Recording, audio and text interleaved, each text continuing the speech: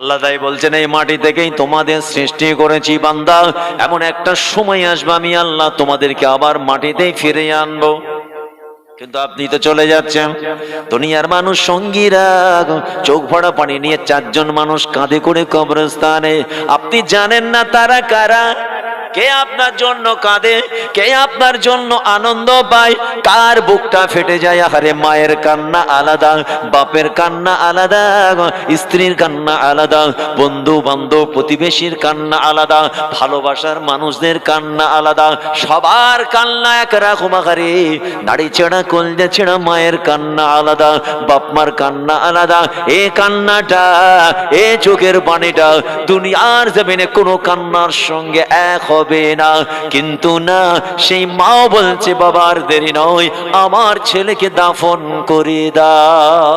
ভাইরা আমার, দোস্তরা আমার, আল্লাহ পাক আবার জানালেন, বান্দারে তোরা কি মনে করিস তোদের কি মওত হবে না?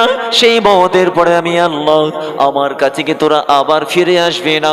আফা হাসিবতুম আন্নামা খালাকনাকুম আবাসাও ওয়া আন্নাকুম ইলাইনা লা তুরজাউন। তোদের কি মওত হবে না? মওতের পরে জিন্দা হয়ে আমার কাছে কি আর ফিরে আসবে না? তোদের চলাফেরা ওঠা বসা মুআমিলাত এমন কেন গো? আমার আল্লাহ বড় পেরেশান। বান্দারে তোরা কি চিন্তা নিয়ে চলিস তোদের কোনোদিন আর মওত হবে না? কি আমরা মারা যাব? হ্যাঁ কি না? সবাই বলছেন মারা যাব, সবাই বলছেন মারা যাব। একবার আয়নার সামনে দেখুন, বালিশে মাথা দেবার আগে, ঘুমাবার আগে, ছেলে হিসেবে, ভাই হিসেবে, বাবাজি হিসেবে, পীরের বাচ্চা বলে গেলাম, বালিশে মাথা দেবার আগে একবার আয়নার সামনে দাঁড়ান। আয়নার ভিতরের মানুষটার সঙ্গে একটু কথা বলুন। আয়নার ভিতরের মানুষটাকে বলুন, আল্লাহর কোরআন জানিয়েছে আমি একদিন মারা যাব, মওত আমার হবে, আল্লাহর হুকুম মোতাবেক নিশ্চয় মৃত্যু আমার হবেই হবে। অতএব সেই মওতের আগে আখিরাতের জন্য আমি কি করলাম, সব প্রশ্নের জবাব আয়নার ভিতরের মানুষটা আপনাকে দিয়ে দেবে। 70, 80, 90, 100 ছুঁই ছুঁই বয়স হয়ে গেল। একবার প্রশ্ন করুন, নিজেকে নিজে প্রশ্ন করুন, আয়নার ভিতরের মানুষটাকে প্রশ্ন করুন, আজ হলে কাল আল্লাহর হুকুম হলে মওত হবে। দুনিয়ার মানুষ, গ্রামের মানুষ, স্ত্রী বাচ্চা বাপ মা প্রতিবেশী চোখ ভরা পানি নিয়ে কবরস্থানে বাঁশতলায় ফেলে দিয়ে আসবে, তাই তো নাকি? কেউ রাখবে? মরণের পর কেউ রেখে দেবে? ছেলেও বলছে তাড়াতাড়ি, বাপ মাও বলছে তাড়াতাড়ি, স্ত্রীও বলছে স্বামীকে তাড়াতাড়ি নিয়ে যাও, স্বামীও বলছে স্ত্রীকে তাড়াতাড়ি দাফন করো। 70 বছরের বন্ধু এক প্লেটে খাওয়া দাওয়া করেছেন, সেই বন্ধুও বলছে তাড়াতাড়ি চলো, দেরি করে লাভ নেই। আহারে জিন্দেগি। গ্রামের মানুষগুলোও বলছে, একসঙ্গে মসজিদে জামাতের সঙ্গে নামাজ পড়লেন, সকাল সন্ধে 5 বার দেখা, এত কাছের মানুষটাও বলছে তাড়াতাড়ি দাফন করে দাও। একজনও বললো না 1 সপ্তাহ রাখ না ভাই, 80 বছর ছিলাম সাথে। এই কেউ বলবে? কেউ বলবে না। এটাই জিন্দেগি। কিন্তু আপনি তো চলে যাচ্ছেন। দুনিয়ার মানুষ সঙ্গীরা চোখ ভরা পানি নিয়ে চারজন মানুষ কাঁধে করে কবরস্থানে, আপনি জানেন না তারা কারা। কে আপনার জন্য কাঁদে, কে আপনার জন্য আনন্দ পায়, কার বুকটা ফেটে যায়। আরে মায়ের কান্না আলাদা, বাপের কান্না আলাদা, স্ত্রীর কান্না আলাদা, বন্ধু বান্ধব প্রতিবেশীর কান্না আলাদা, ভালোবাসার মানুষদের কান্না আলাদা, সবার কান্না একরকম। আরে নাড়ি ছেঁড়া কলজা ছেঁড়া মায়ের কান্না আলাদা, বাপ মার কান্না আলাদা। এ কান্নাটা, এ চোখের পানিটা দুনিয়ার জমিনে কোনো কান্নার সঙ্গে এক হবে না। কিন্তু না, সেই মাও বলছে বাবার দেরি নয়, আমার ছেলেকে দাফন করে দাও। কিসের দুনিয়ার এত মায়া মমতা ভালোবাসা বলে? আপনি ইন্তেকাল করার পরেই তারাও বলছে যাও রেখে দিয়েছো, দেরি করা যাবে না। আল্লাহ তাই বলছেন এই মাটি থেকেই তোমাদের সৃষ্টি করেছি বান্দা, এমন একটা সময় আসবে আমি আল্লাহ তোমাদেরকে আবার মাটিতেই ফিরে আনবো। মিনহা খালাকনাকুম, আমি আল্লাহ তোমাদেরকে এই মাটি থেকেই সৃষ্টি করেছি। ওয়াফিহা নুঈদুকুম, আবার এমন একটা সময় আসবে বান্দারে, আমি আল্লাহ তোমাদেরকে আবার মাটিতে ফিরিয়ে আনবো। ওয়ামিনহা নুখরিজুকুম তারাতান উখরা, দ্বিতীয়বার আমার আল্লাহ জানালেন এমন একটা দিন আসবে, এমন একটা সময় আসবে বান্দারে, আমি আল্লাহ তোদেরকে আবার দ্বিতীয়বার জিন্দা করে আবার আমি দ্বিতীয়বার মাটি থেকে উঠাবো। ময়দানে মাহশরে আল্লাহ আমাদের হাজির করবেন। তাহলে জিন্দেগি দুটো পার্ট, একটা দুনিয়া একটা আখিরাত। দুনিয়ার কাজ করেছেন, আখিরাতের কোনো কাজ আপনার দ্বারা হয়নি।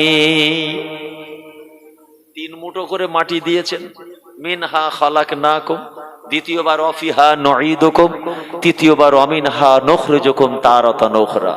আমি বাংলা অর্থটা বললাম, তাহলে দ্বিতীয়বার আর একবার উঠানো হবে তো আমাদেরকে বিশ্বাস আছে তো সবার? ওয়াল কাদরে খায়রিহি, নসিবে যদি ভালো হয়, ওয়া শাররিহি যদি খারাপ কিছু হয়, মিনাল্লাহি তাআলা, খোদার পক্ষ থেকেই সেটা হয়। ওয়াল বা'সে বা'দাল মাউত, মউতের পরে আল্লাহ পাক আবার আমাদের উঠাবেন, এটা আমাদের ঈমান। অস্বীকার করার জায়গা আছে? সবাই আমরা জানি, কিন্তু সেদিন কি হবে, কোন মুখলে আল্লাহর কাছে হাজির হবে?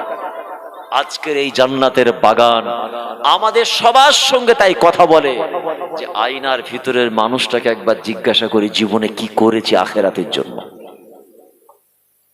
মাথা নিচু হয়ে যাবে, রাতে ঘুম আসতে চাইবে না যখনই আপনি জিজ্ঞাসা করবেন আয়নার ভিতরের মানুষটাকে 70 বছর বয়স কি কাজ করেছ। আজকের মাহফিল তাই আমাদের সাবধান করে দেয়। আল্লাহ পাক আবার জানিয়েছেন, বান্দা আমার কাছে যখন চাইবে, দুনিয়ার জন্য চাইবে, আখিরাতের জন্য চাইবে, জাহান্নাম থেকে বাঁচার জন্য চাইবে, এইভাবে চাইবে বান্দারে, আমার আল্লাহ পাক কোরআনের মধ্যে কত সুন্দর শিখিয়ে দিয়েছেন। দেখবেন আমাদের এই মসজিদের ইমামরা এমন করে চাই। কেমন করে চাই? রব্বানা আতিনা ফিদ দুনিয়া হাসানা, আয় রাব্বি আল্লাহ দুনিয়াতে আমাদের ভালাই করুন, ওয়া ফিল আখিরাতি হাসানা, আখিরাতেও আমাদের ভালাই করুন, ওয়া কিনা আযাবান নার, এবং জাহান্নামের আগুন থেকে আমাদের বাঁচা। কটা দোয়া? 3টে আল্লাহ শিখিয়ে দিয়েছে। বান্দা তোরা দুনিয়ার ভালাইয়ের জন্য চাইবি, শুধু দুনিয়া চাইবি না, আখিরাতের জন্য চাইবি, অফিল আখিরাতে হাসানা। আর 3 নম্বর দোয়া চেয়ে নিবি, ওয়াকিনা আযাবান নার, জাহান্নামের আগুন থেকে আমাদের বাঁচান। কিন্তু কথা হচ্ছে দুনিয়া দুনিয়া দুনিয়া দুনিয়া করে ব্যস্ত, আখিরাত আমরা ভুলে গিয়েছি। আখিরাতের চিন্তা নেই। এই যে আমরা বসে যা করছি, এই কাজটা দুনিয়ার না আখিরাতের? বলেন তো, বলো। হুজুর জলসা শেষেই তো 1 প্যাকেট করে দেবে, তাই তো নাকি? কিন্তু না না, কেউ আমরা তাবারুকের জন্য আসেনি, আমরা এসেছি আখিরাতের জন্য, কিছু পাথেয় জোগাড় করার জন্য, চরিত্র পরিবর্তন করার জন্য, আখলাকে হাসানা, মাকারিমুল আখলাক, সচ্চরিত্রবান হওয়ার জন্য, ইসলাম দিন শরিয়ত মোতাবেক নিজেদের জীবনটাকে সঠিক পথে, সঠিক ওয়ে, সিরাতাল মুস্তাকিমের পথে পরিচালনা করার জন্য আমরা মূল্যবান আরামের ঘুম দূরে সরিয়ে সব কিছু ফেলে রেখে আখিরাতের কিছু চাওয়া পাওয়ার জন্য কষ্ট করে বসে আছি। না জানি এই মাহফিলে হাজির হওয়াটা যদি আল্লাহ খুশি হয়ে যান, আল্লাহ যদি রাজি হয়ে যান, এই মূল্যবান সময়টা আখিরাতে নাজাতের ওসিলা হয়ে যাবে। আরো জোরে বলুন সুবহানাল্লাহ। এটাই নাজাতের ওসিলা হয়ে যাবে। আল্লাহর নবী বলছেন মাজরাতুল আখিরা, আর দুনিয়াটা কি? মাজরাতুল আখিরা, আখিরাতের জন্য পুঁজি জোগাড় করার জায়গা। এই দেখুন আমরা পুঁজি জোগাড় করতে বসেছি, বলুন না সুবহানাল্লাহ। এই সুবহানাল্লাহ, আলহামদুলিল্লাহ, তাসবিহ, জিকির যা করব, যে নেকিটা আল্লাহ দেবেন, কমিটি দেবে না, হুজুর দেবে না, গ্রামের সম্মানীয় ব্যক্তিত্ব ইমামও দেবে না, আল্লাহ দেবেন আখিরাত। এশার নামাজ পড়ে বসেছেন, এশার নামাজটা পড়েছেন, কমিটি দেবে না। গ্রামবাসীও দেবে না, ওই নামাজের নেকিটা আল্লাহ দেবেন। বলুন না সুবহানাল্লাহ। মসজিদ থেকে নেমেছেন, একটা অসহায় বললে বাবা কিছু খাওয়া হয় না, রাতে 50 টাকার নোট দিলেন, আখেরাতের জন্য দান করেছেন, নেকি কে দেবে? আল্লাহ দেবে।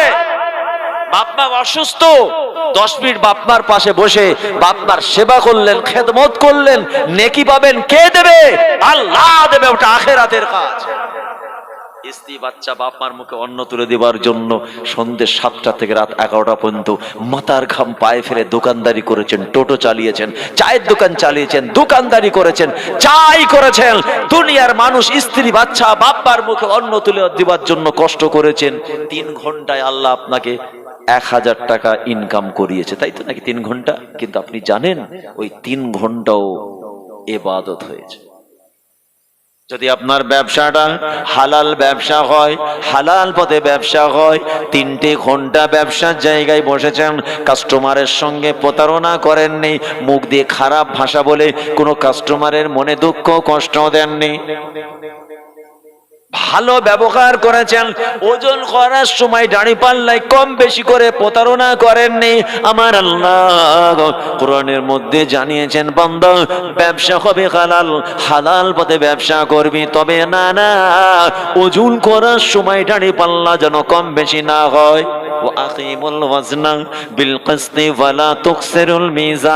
দুঃখ নেবেন না, কষ্ট নেবেন না।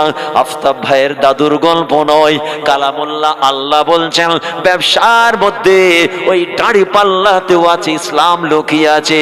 ওজন করার সময় যদি কম বেশি করেন, খোদার কাছে জবাবদিহি করতে হয়। যুবক ছেলেগুলো মনে রাগ হতে পারে, কোথা থেকে হুজুর ধরে এনেছিরা? হুজুর আর খুঁজে পাসনি, ফুরফুরাই কয়েক হাজার হুজুরদের গ্যারেজ, আর এই হুজুর এসে আমাদের ব্যবসায় হাত মারছে। বলুন, আমার দাদুর গল্প না, আমার 5 হুজুর কেবলা 5 নানার গল্প বলেছি। বলেন আল্লাহর কালাম। বান্দা হালাল ব্যবসা, দাড়ি পাল্লা যেন কম বেশি না হয়। ওয়ালা তুখসিরুল মিজান। আলেম মানুষ বসে আছে, জেনে নেবেন, সকালবেলা ব্যাখ্যা বুঝে নেবেন, হবে না। কিন্তু আপনি জানেন না 3 ঘন্টা ব্যবসা জায়গায় ব্যবসা করে জলসার মাহফিলে এসেছেন, 3 ঘন্টা ব্যবসা করার জন্য আল্লাহ কিছু নিয়ামত আপনার ক্যাশ বাক্সে আল্লাহ মেলালেন। শুধু তাই নয়, আল্লাহ বলবেন ফেরেশতা আমার বান্দাটা কেমন করে হালাল ব্যবসা করছে, ওজনে কম বেশি করে না, কাস্টমারকে ঠকাই না, মানুষকে খারাপ প্রোডাক্ট দিয়ে পয়সা নেয় না, মানুষের সঙ্গে চিটিংবাজি করে না, আবার নামাজের সময় দোকান ছেড়ে খোদার ঘরে ফরজ নামাজ আদায় করেছে। এই 3টে ঘন্টা আমার ওই বান্দা তো নিয়ামত মিলিয়ে দিয়েছি, সাথে সাথে ইবাদতের খাতায় লিখে না। 3 ঘন্টা দুনিয়াদারি হিসেবে ব্যবসা করেছেন, আল্লাহ লাভ্যাংশ মিলিয়েছে, আবার 3 ঘন্টা আপনার ইবাদত হয়েছে। বলুন না সুবহানাল্লাহ। এইখানে 2 ঘন্টা 4 ঘন্টা বসে আছেন, সব ইবাদতের খাতায় লেখা হবে। সুবহানাল্লাহ বললেন না? এমনি বসে আছি ওই 1 প্যাকেট বিরিয়ানির জন্য? বলুন না, কে বিরিয়ানি খাবার জন্য এসেছেন? কেউ আসে? বিরিয়ানি দিলেও আছি, না দিলেও আছি, মাকসুদ আমাদের অন্য। পর্দারাশিরা মা বোনেরা শুনছেন, শুধু শুধু সারা দিন হাড় ভাঙা খাটুনি করার পরেও রান্না বান্না শেষ করে আমার মায়েরা বোনেরা তারাও নীরবে পর্দার আড়াল থেকে শুনতে কিসের জন্য? ওই 2টো বিরিয়ানির জন্য? না না না, আলেমা হাফেজা আবেদা সাবেরা পর্দা নাসিনা তারা পর্দার আড়াল থেকে শরিয়তের কোরআনের শিক্ষা নেবে, এই জন্যই বসে আছে। বিরিয়ানির জন্য কেউ আসেনি। আল্লাহ করে যত মানুষ এখানে আছেন না, 100 টাকার বিরিয়ানি কেনার ক্ষমতা আল্লাহ দিয়েছে। কি কথা ঠিক কিনা বলুন? জোরে বলেন। অবশ্যই আখেরাতে চিন্তা করুন, যা হয়েছে আর নয়। এবার একটু আখেরাতে চিন্তা করুন, একটু জুবানের লাগাম দেই, একটু হারাম হালাল একটু আলাদা করি। বোঝা গেল?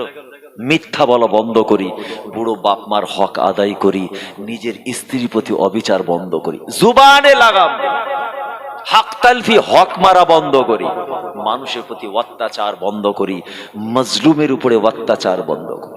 আল্লাহ রাসূল জানালেন তিনটে দোয়া গ্যারান্টি আছে। আমার সাহাবারা, আমার আল্লাহর দরবারে তিনটে দোয়া কবুল হবেই হবে, গ্যারান্টি আছে। এক নম্বর হলো বুড়ো বাপ মার দোয়া, গ্যারান্টি আছে আমার আল্লাহর দরবারে কবুল হবেই হবে। 2 নম্বর হলো কোনো মুসাফিরের দোয়া, মুসাফির হালতে দেশ বিদেশে আছেন, কেউ আপনার পরিচিত নয়, কেউ আপনার কাছের পাশের মানুষ নয়, আপনার সঙ্গে আপনার আল্লাহ আছে আর কেউ নয়। ওই পরিস্থিতি কোনো বিপদে যখন খোদার কাছে চাইবেন, আল্লাহর নবী বলেন এই দোয়াটা মুসাফিরের গ্যারান্টি আছে আল্লাহর দরবারে কবুল হয়। আর একটা দোয়া কবুল হয় মানুষ যখন কোনো মানুষের প্রতি অত্যাচার অবিচার করে, কোন মাজলুমের দোয়া যখন সে দোয়া চাইতে থাকে কষ্টের মাধ্যমে, আহারে মাজলুমের দোয়া, আল্লাহ রাসূল বলেন ওই দোয়াটা আল্লাহ দরবারে কবুল হয়ে যাবে। তাহলে মানুষের উপর জুলুমবাজিটা বন্ধ করি কেন? জুলুম করলে মাজলুম যদি দোয়া করে তুমি রেহাই পাবে? তাই বলে মুসাফিরটা ছেড়েও দিলাম, মুসাফির মানুষের সঙ্গে খারাপ ব্যবহার করা যাবে না। একটা মুসাফির ধরে আপনার গ্রামে ঢুকেছে, আপনি তার সঙ্গে যা খুশি তাই করে দিলেন, হচ্ছে না? হয়নি? সোশ্যাল মিডিয়া দেখছেন তো কি ঘটছে, বিদেশি অপরিচিত মানুষ, ব্যাস তার উপর অত্যাচার শুরু হয়ে গেল। নবী বলছেন সে যদি দোয়া করে আল্লাহর কাছে কবুল হবে, দোয়া করলেও কবুল হবে। আর 2 নম্বর মাজলুম, আমি জানছি মানুষটা নিরপরাধ, এ কোনো পাপ করেনি, স্বজ্ঞানে স্বইচ্ছায় অত্যাচার করছে, ও যদি বদদোয়া করে আপনার অর্থ টাকা পয়সা ইজ্জত কিছু থাকবে ধ্বংস করে দেবে আল্লাহ। আর একটা হলো সেটা বাপ মা। হে মুসলমান, আজও আমাদের বাড়ির হাজার হাজার নয় লক্ষ লক্ষ নওজোয়ান বাপ মার প্রতি অত্যাচার অবিচার করে।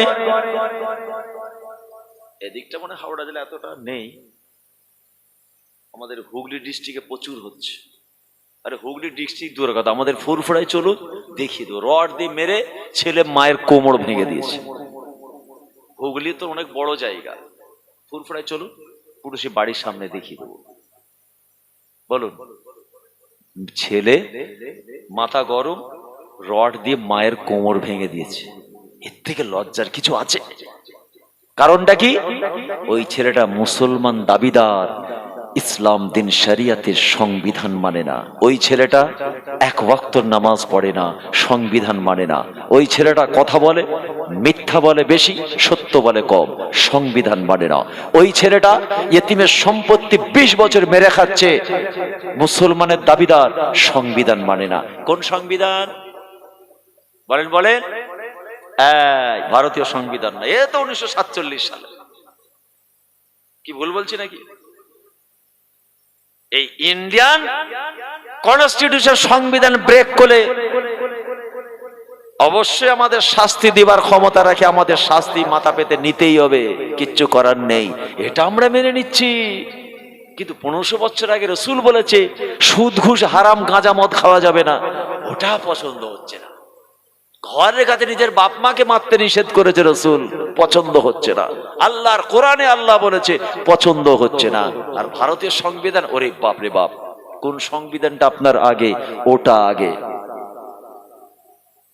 আল্লাহর কোরআন জানিয়েছে বাপ মার মুখ থেকে উফ শব্দ যেন না বার হয়। উফ, এই এতটুকু কথা আল্লাহর কোরআনে আছে, আলিফ ফা উফ। ولا تقل لهما اف ولا تنهرهما وقل لهما قولا كريما। আমি আল্লাহ বলছি খবরদার ছেড়ে তোদের ব্যবহারে মুআমিলাতে বাপ মার জুবান থেকে উপ শব্দ যেন না বার হয়। ওয়ালা তানহারহুমা, মিজাজ দিয়ে কড়া ভাষায় অত্যাচার অবিচার করে বাপ মার সঙ্গে কথা বলবি না। তাহলে আল্লাহ কেমন করে কথা বলবো আপনিই বলুন? আমরা বলতেই পারি তো আল্লাহ তাহলে কিভাবে কথা বলবো বাপ মার সাথে? আহারে আমার আল্লাহ এত শিক্ষা দিয়েছেন কোরআনের পাতায় পাতায়। আমাদের নবী মদিনাওয়ালা পাক জবানে হাদিস পাকের মধ্যে এসেছে, বাপ মার সম্পর্কে হাদিসের পাতায় পাতায় নবীর হাদিস এসেছে। বড় মূল্যবান জায়গা হলো বাপ মা। কিন্তু আজকের সমাজের 70 থেকে 80% বাপ মা ছেলেদের দ্বারা বেইজ্জতি হয়। কি পার্সেন্টেজটা কম হয়ে গেল না বেশি হয়ে গেল? 70 থেকে 80 ছেলেরাই বাপ মাকে বেইজ্জতি করে, স্ত্রীর সামনে বেইজ্জতি করে। কিছু অর্থ পাওয়ার লক্ষ্যে, সম্পত্তি আত্মসাৎ করার লক্ষ্যে, নিজেদের স্বার্থকে চরিতার্থ করার লক্ষ্যে বাপ মার প্রতি অত্যাচার অবিচার করে। তাদের মনে হয় বাপ মা চলে গেলেই পেয়ে যাব।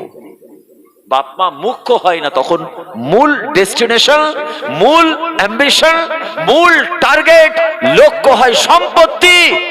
আহারে জনমদাতা বাপ মার তাদের কাছে মুখ্য নয়। আছে না এই সমাজে? শুধু তাই নয়, আবার 4 ভাইয়ের মধ্যে একজন সবটা নিয়ে 3 ভাইকে রাস্তায় দাঁড় করিয়ে দিয়েছে। সম্পত্তি 4 ভাই ভাগ করে তাও নয়, এই 4 জনের মধ্যে যেটা পাক্কা 26, ও আবার কৌশলে সব নিজের নামে সই করিয়ে বাপ মাকে দিয়ে না করিয়ে কাগজ রেডি করে রেখে দিয়েছে। বাপ দুনিয়া থেকে চলে গেল, 40 দিন হয়নি, 40 দিন সবরেশনে মজলিস হবার আগেই বলছে, তাহলে আব্বা তো আমাকে বেশি ভালোবাসতো, আহারে আমি অনেক খেদমত করেছি, আমি বেশি খেদমত করেছি তো বাপ মার, ওই জন্য আব্বা আমাকে স্পেশাল সম্পত্তিগুলো দিয়ে গেছে। বলিস কি রে? হ্যাঁ, তোমরা জানো না? এই দেখো পেপার। 3টে ছেলে দেখলো, হ্যাঁ বাপেরই সই সব করেছে। কি এটা ঘটছে না ঘটেনি? আরে কথা বলেন, এই শীতের ওয়াজ গরমে হয়ে যাচ্ছে নাকি? এই ছেলেটা, না গরমের ওয়াজ শীতে হয়ে যাচ্ছে? 1 মাস হয়েছে, 40 দিন হয়নি বাপ মা দুনিয়া থেকে চলে গেছে। 3 ভাই বুঝতে পারলো সমস্ত সম্পত্তি এই ভাই নিজের নামে করে নিয়েছে, আর 3 ভাইকে রাস্তায় দাঁড় করিয়ে দিয়েছে। বলুন কেন এরকম ঝড় এক একটা করে আসবে না? বলে এমন ঝড় হয়েছে সব ভেঙে চুরমার হয়ে গেছে। কেন খোদার গজব আসবে না? ওই ছেলে দুনিয়ায় কিছু করতে পারবে যার জন্য বাপ মা চোখের পানি ফেলে কবরে গেছে? বলে কিচ্ছু করে। আল্লাহর কোরআন জানালো, ওয়ালা তালখারহুমা, আমি আল্লাহ বলছি খবরদার মিজাজ দিয়ে কড়া ভাষায় বাপ মার সঙ্গে কথা বলবে না। আমরা যেন বললাম, মাওলা গো আপনি শিখিয়ে দিন আমরা আমাদের বড় বাপ মার সঙ্গে কেমন করে কথা বলবো। আমার আল্লাহ কত সুন্দর করে কোরআনের মধ্যে আবার শিখিয়ে দিলেন, অকুল্লাহুমা কওলান কারীমা, আমি আল্লাহ বলছি তোমরা তোমাদের বাপ মার সঙ্গে মিষ্টি ভাষায় আদবের সঙ্গে কথা বলবে, যে কথা শুনে বাপ মা খুশি হয়ে যাবে। এ মুসলমান, যদি বাপ মার সঙ্গে বসে বসে একটু মিষ্টি ভাষায় কথাবার্তা করেন, তাতেও ফেরেশতা নেকি লিখতে থাকবে। বাপ মার দুঃখে দুঃখিত হন, বাপ মার আনন্দে আনন্দিত হন, বাপ মার শেষ সময়ে বাপ মার কাছে বেশি বেশি থাকুন। শুধু তাই নয়, হাদিসে কুদসির মধ্যে এসেছে, আমার আল্লাহ জানিয়েছেন, কোন ছেলে কোন মেয়ে যদি একবার নিজের বড় বাপ মার চেহারার দিকে তাকিয়ে তাকিয়ে বলে, আয় আমার আল্লাহ এটা আমার বড় নিয়ামত আপনার পক্ষ থেকে, এটা আমার আব্বা যাও, এটা হলো আমার আম্মা, এটা আমার নানি ছেড়া কলজা ছেড়া আমি হলাম ওই বাপ মার ছেলে, আমাকে কত মুহাব্বত করে ভালোবাসে, কত ছোট্ট থেকে কত পেয়ার করে কত কষ্ট করে মানুষ করেছে। আয় রাব্বি আল্লাহ আমার বাপ মাকে আপনি কবুল করে নিন। এই ভালোবাসার দৃষ্টিতে নজরটার জন্য আল্লাহ রাসূল বলেন, হাদিসে কুদসির মধ্যে এসেছে, আমার আল্লাহ পাক জানিয়েছেন তাদের জন্য একটা মকবুল হজের সওয়াব আল্লাহ দিয়ে দেবে। জান করে বলেন না সুবহানাল্লাহ। একবার তাকাবে, এটা আমার বাপ, ওই হিংস্র দৃষ্টি নিয়ে নয়। সকালবেলা 10,000 টাকা চেয়েছি আর দিল না, রাগে মাগে বাপের দিকে তাকাচ্ছে, এটাও লিখবে ফেরেশতা, বাঁ দিকের ফেরেশতা এটাও নোট করবে।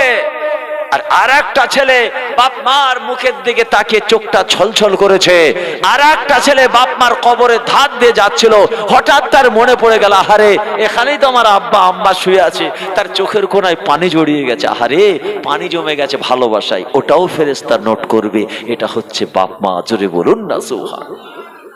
বিশ্বে যত জ্ঞানী ব্যক্তি, প্রভাবশালী ব্যক্তি, যত বড় বড় হায়ার এডুকেটেড পারসন যত আছে, যত লেখক, কাতেব, রাইটার, স্পিকার, কেউ তাদের জ্ঞান গর্ব থেকে এই মায়ের সংজ্ঞা দিতে পারলো না। মায়ের একটাই অর্থ, সেটা হচ্ছে মা। জোরে বলুন না সুবহানাল্লাহ। অতএব মূল্যবান নিয়ামত, খবরদার এটা যেন গন্ডগোল না। স্ত্রীর কথায় ছেলে মাকে বেইজ্জতি করে, জানেন? স্ত্রীকে খুশি করার জন্য মাকে বেইজ্জতি করছে।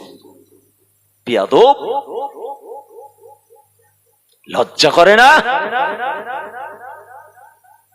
আল্লাহর কোরআন আবার জানিয়েছে, ছেলেরা তোরা কেমন করে তোদের বাপ মার জন্য দোয়া চাইবি, আমি আল্লাহ তোদের শিখিয়ে দিচ্ছি। ছেলেরা কেমন করে দোয়া চাইবি, না না, আমি আল্লাহ শিখিয়ে দিচ্ছি কোন দোয়াটা আমি আল্লাহ আমার পছন্দ। সুবহানাল্লাহ বলেন। আল্লাহ শিখিয়ে দিচ্ছেন কোরআনে, তোরা বাপ মার জন্য আমার কাছে কেমন করে দোয়া চাইবি। দেখছেন, আমার আল্লাহ শিখিয়ে দিয়েছে ছেলেরা, তোরা যখন দোয়া চাইবি, বাপ মার জন্য দোয়া চাইবি, যতই দোয়াই চাস না কেন বাপ মার জন্য দোয়া চাইতে ভুলে যাবি না। আজকে আমাদের ছেলেরা সবার জন্য দোয়া চাই, শ্বশুর শাশুড়ি বন্ধু বান্ধব প্রতিবেশী থেকে শুরু করে হুজুর মওলানা আলেম সারা বিশ্বের সবার জন্য দোয়া চায়। হারে কপাল ফাটা বাপ মার জন্য দোয়ার তার নসিবে হলো না, দোয়া চাই না, বাপ মার জন্য কি দোয়া চাই ভুলেই গেছে, বোঝেই না। হাত তুলেই বলছে আল্লাহ আমার রয়্যাল এনফিল্ড 350 সিসি বাইকটা আল্লাহ মিলিয়ে দাও, হয়ে যাবে? বুঝতে পারেন না? হাত তুলেই বলছে আমার 2 চাকা নাই 4 চাকা দরকার। সারা বিশ্বের মুসলমানের জন্য চাও, উম্মতি মুহাম্মাদীদের জন্য চাও, আল্লাহ সৃষ্টির জন্য চাও, ভারতবাসীর জন্য চাও, হাওড়া জেলা সবার জন্য চাও, বাপের কুল মায়ের কুল শ্বশুর কুল সবার জন্য চাও, নিজের বাপ মা সবার চেয়ে তারপরে নিজের জন্য। আল্লাহ বলবেন ফেরেশতা আমার বান্দা কত বড় মনের, ক্র্যাক মাইন্ডেড নয়, খোলা মনের উন্মুক্তদার একটা ইমানদার মোমেন মুসলমানের হৃদয়টা হবে এরকম খোলা মনের, ছোট মনের হবে না, পরিষ্কার। আল্লাহ শিখিয়ে দিচ্ছে, আমি আল্লাহ বলছি এমন করে চাইবি কেমন করি, রব্বের কামহুমা কামা রব্বায়ানি সগীরা। আয় আমার আল্লাহ পারওয়ারদিগার বেনিয়াজ আল্লাহ, আমাদের বুড়ো বাপ মার উপরে আপনি রহমত নাজিল করুন, শান্তি বর্ষণ করুন, আসমান থেকে দয়া এবং শান্তি আমাদের বাপ মার উপরে নাজিল করুন। কেমন দয়া, কেমন শান্তি, কেমন মায়া মমতা, কামা রব্বায়ানি সগীরা। আমরা যখন বাচ্চা শিশু অবস্থায় ছিলাম, আমরা যখন মাসুম বাচ্চা ছিলাম, আমাদের বাপ মা যেমন করে আমাদেরকে ভালোবেসেছিল, প্যার করেছিল, মুহাব্বত করেছিল, এ রাব্বি আল্লাহ ঠিক তেমনি আমাদের পুরো বাপ মার উপর রহমত নাজিল করুন। আল্লাহ রাসূল বলেন, ছেলেগুলো যখন বাপ মার কবরের ধারে গিয়ে কান্নাকাটি করে, আল্লাহ আল্লাহ বলে চিৎকার করতে থাকে, আমার আল্লাহ রহমতের দরিয়ায় জোশ মেরে ওঠে। আমার আল্লাহ পাক ফেরেশতাকে ডেকে বলেন, দেখো দেখো ওই বাচ্চাগুলোর ভালোবাসার জিনিসটা আমি আল্লাহ তার বাপ মাকে ছিনিয়ে নিয়েছি, কেমন করে কাঁদে দেখো। বাপ মা চলে যাওয়ার পরে ছেলেমেয়েরা কাঁদে তো নাকি, এই কাঁদে তো নাকি? কিছু মানুষ খুশি হয়, কিছু ছেলে খুশি হয়, কেন? বাপ চলে গেলেই সব আমার, সব আমার, তো সব থাকবে। চায়েন শান্তি, ইতমিনানে কাল তোর থেকে খোদা কেড়ে নেবে। তোকে যদি ফ্রিজেও ভরে দেওয়া হয়, ডিপ ফ্রিজে ভরে দিলেও তোর এই কলিজাটা ঠান্ডা হবে না বাপ মার সঙ্গে যদি খারাপ ব্যবহার কর, হবে না। সব থাকবে, ওই জেগে ঘুমোতে হবে, শান্তি থাকবে না। বলুন, শান্তি যদি না থাকে ভালো খাবার খেলেও ভালো লাগবে না। ভালো জায়গায় শুয়ে আছেন, এই গরমে এসি চলছে, ভালো লাগবে না। কেন? চায়েন ইতমিনান, শান্তি। ওই আম গাছের গোড়ায় ফাঁকা জায়গায় শুয়ে থাকুন, ধুলায় যদি চায়েন থাকে ওটা আপনার ভালো লাগবে। জোরে বলুন সুবহানাল্লাহ। বাপ মাকে কষ্ট দিয়ে কোনো ছেলে কোনোদিন আজ পর্যন্ত খুশিতে থাকতে পারেনি, পারবে না, পারবে না। ফেরেশতা দেখো দেখো আমার বিরুদ্ধে কোনো অবজেকশন করেনি ছেলেরা, আমার বিরুদ্ধে আগুন তোলেনি। ওর ভালোবাসার মাকে নিয়ে নিয়েছি, ওর ভালোবাসার বাপকে নিয়ে নিয়েছি, কিন্তু না, বাচ্চাটা বাপের মাথার কাছে গিয়ে কেমন করে কাঁদে। কিন্তু আমি আল্লাহ আমার উপরে কিন্তু নারাজ, অসন্তুষ্ট হয় না। ও ফেরেশতার সাক্ষী থাকো, ওই বাচ্চার চোখের পানিটা জমিনে পড়ার আগে যদি ওর বাপ মার কবরে আযাব হয়, আমি আল্লাহ কবরের আযাব মাফ করে দিলাম। আরো জোরে বলুন সুবহানাল্লাহ। মাকে মারছে, থেকে লজ্জার কিছু আছে? বাইরে ঝগড়া করে ঘরে এসে মায়ের কাছে মুড লিচ্ছে। কিছু ছেলে দেখবেন আবার 4 পা বিশিষ্ট কিছু ভাই আছে, আবার কপা বিশিষ্ট বললাম, 4 পা বিশিষ্ট কিছু স্বামী আছে, 2 পা নয়, 2 পা বিশিষ্ট হলে আলাদা, 4 পা বিশিষ্ট।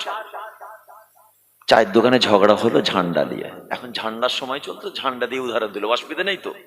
দেখবেন আবার ভুল মানে করবেন না, আবার মুশকিল, বলাও মুশকিল, খুব ওজন করে কথা বলি, ওজন করেও শোনার দায়িত্ব আপনাদের। বাইরের অ্যাকশন, ঘরে গিয়ে স্ত্রীকে মারছে, কোচির মতো চমকে গেল, হুতাকাররা কি হলো গো, কি হয়েছে? না দেরি হলো কেন? তা দেরি হলো বলে ওইভাবে মার, জমিনে ফেলে মার। অবলা জানোয়ার গুলো বাড়িতে যেভাবে ছেলেগুলো নিজের স্ত্রীকে মারে, জঙ্গলের 4 পা বিশিষ্ট পশুগুলো ওইভাবে মারপিট করে না। আজকে আমার বাড়ির হাজার হাজার যুবক ছেলে নিজের স্ত্রীর প্রতি অত্যাচার করে, গুন্ডাগিরি মস্তানি করে। বলুন, এদের বিচার আল্লাহ করবে না? আমার মা বোন গুলো ভালো দোয়া করতে জানে, কি জানে না? জানে না। আবার ওই মা বোন গুলোই আবার বাদ দোয়া করতে জানে। আল্লাহ বাড়ির মেয়েদের দোয়াও কবুল করে, বাদ দোয়াও কবুল করে। তুমি 30 বছর আমার বোনটাকে জ্বালিয়েছ, মনে রাখো আমি আফতাব ভাই বলে গেলাম, 30 বছর তোমার স্ত্রী খোদার ঘরে অ্যাপ্লিকেশন জমা করেছে, ময়দানে মাহশারে তোমার সঙ্গে বোঝাপড়া হবে। মারো, কত মস্তানে পেশি বল চালাও, ইচ্ছা করে যা খুশি তাই মনে করেছে। ওরা মার খায়, আপনি মারছেন, খুব ভালো কথা, এখানে রেকর্ড থাকছে, আর ওখানে অ্যাপ্লিকেশন জমা করেছে 70 বছর, রেহাই পাওয়া যাবে না। আল্লাহ রাসূল জানিয়েছেন মেয়েদের হলো কটা কাজ? 4টে কাজ। নামাজ রোজা, ফরজ আইন নামাজ রোজা আদায় করবে। 3 নম্বর বাড়ির মেয়েদের কাজ হলো এরা স্বামীর হক আদায় করবে, স্বামীর সম্পত্তির দেখভাল করবে, স্বামীকে রাজি রাখবে, খুশি রাখবে। আর একটা কাজ হলো এরা নিজেদের একটু হেফাজত করবে, রাখবে, পর্দার মধ্যে থাকবে। আমি মুহাম্মদুর রাসূলুল্লাহ বলছি, আমার আল্লাহ পাক এত খুশি রাজি হয়ে যান। 8টা জান্নাত, প্রত্যেকটা জান্নাতের দরওয়াজা আল্লাহ খুলে দেবেন, যেটা দিয়ে খুশি বাড়ির মেয়েরা আল্লাহর দয়ার জান্নাতে প্রবেশ করবে। নামাজ এত আদায় করতেই হবে। এরা যদি আর 2টো কাজ গুরুত্ব সহকারে করতে পারে, যে আমার ব্যবহারে স্বামী যেন নারাজ না হয়, স্বামীকে অসন্তুষ্ট করার মতো কোনো কাজ আমি করব না, অবশ্যই সেগুলো শরিয়ত সম্মত। স্বামী বলল রোজা ভেঙে ফেলো, ওটা নয়।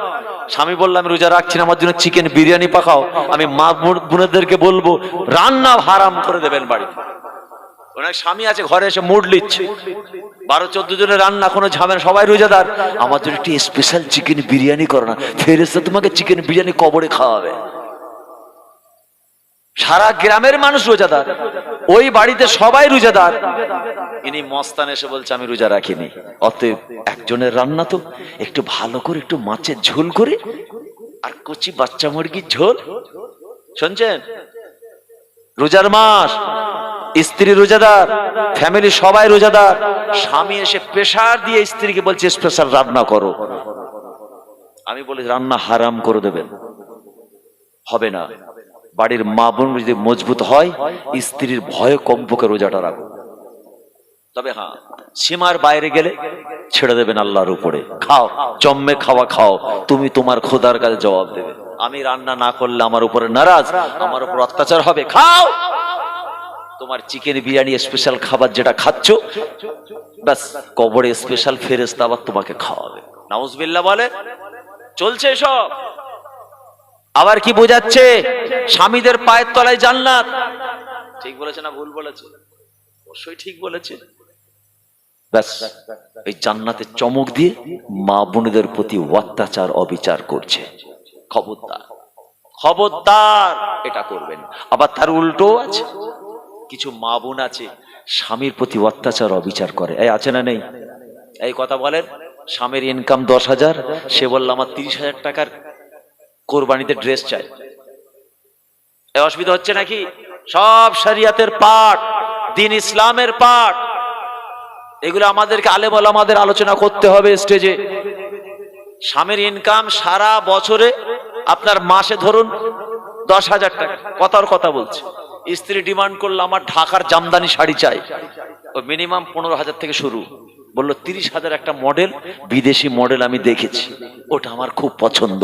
বলুন এই আবদারটা যুক্তিযুক্ত না যুক্তির বাইরে? বলেন, এই কথা বলেন। 10,000 টাকা বেচারার মাইনে সারা মাসে ইনকাম করে, 40,000 টাকা শাড়ি চাইছে নিজের, 6 জনের সংসার, বাপ মা আছে। এটা অবিচার করে না? খোদার কাছে মা বোনটা ধরা পড়ে যাবে। স্ত্রী, বাচ্চা, বাপ মা, ফ্যামিলির দিকে খেয়াল করে আমার কত যুবক ভাই জানেন নীরবে চোখের পানি ফেলে, বন্ধুদের কাছে গল্পের কথা বলে, আমাদের কাছে পীরের আওলাদদেরকে মনের দুঃখ জানায়। ভাইজান সংসারে অশান্তি, ঈদের দিন বাড়িতে অশান্তি হবে, ওই জন্য বন্ধুর কাছ থেকে সুদের ওপরে টাকা নিয়েছে, সুদের ওপর টাকা নিয়েছি, দে ভাই, সংসারে অশান্তি হয়ে যায়, সকালবেলা বাচ্চাদের ঈদ হবে না, বাড়িতে অশান্তি। সুদের ওপরে টাকা নিয়ে স্ত্রীকে খুশি করলো 30,000-এর জামদানি শাড়ি, বাচ্চাদের জামা কাপড়, বাহ কত সুন্দর ঈদ হয়ে গেল, সবাই ঈদের খুশিতে আনন্দ। আমার ওই ভাইটা ঈদগার ময়দানে বসে দুটো হাত তুলে যখন দোয়া চলেছে, আহারে দোয়া হচ্ছে যুবক নাও জওয়ান, শরীয়তের জমিনের দামাল ছেলেটা, যে ছেলেটা আজ পর্যন্ত কোনোদিন হারাম কামাই করেনি, হারাম খায়নি, সে আল্লাহর কাছে দুটো হাত তুলে তার চোখ দিয়ে টপ টপ করে ঈদের ময়দানে পানি পড়ছে, আল্লাহ আজকে এমন হলো আমাকে সুদের উপর টাকারও সুদখোর হয়ে গেলাম। বলুন আমার ওই ভাইটাকে সুদখোর কে বানালো? বলো, এসব সমাজে হচ্ছে না, হয়নি? হ্যাঁ, ফুরফুরা শরীফ জিন্দাবাদ, ফুরফুরা শরীফ জিন্দাবাদ, রাখো তোমার ফুরফুরা শরীফ জিন্দাবাদ। কি ফুরফুরা শরীফ জিন্দাবাদ বলেছো? তোমার হাতের দ্বারা স্ত্রী বাপ মা মার খায়, মসজিদে তোমাকে দেখা যায় না, তুমি দাঁড়িয়ে পেচ্ছাপ করো, গোপনে বিমলের সাথে সাথে আবার গাঁজাও খাচ্ছ, হচ্ছে না, হয়নি? তার লাভ কি হলো?